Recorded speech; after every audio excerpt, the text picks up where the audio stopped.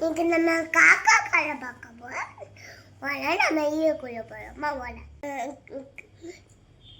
பாட்டி அழைச்சிட்டு இருந்துச்சு. ஒன்று காக்கான்னு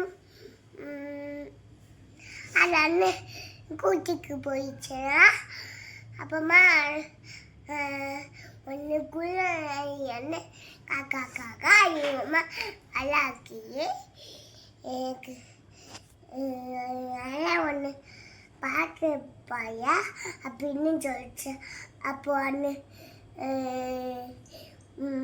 அதில் கால் கையை வச்சுட்டு பாட்டு பாடிச்சா.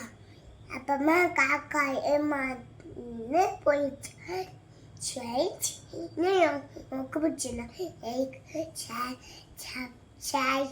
அப்புறமா கிழக்கு போய் போயிட்டேன்.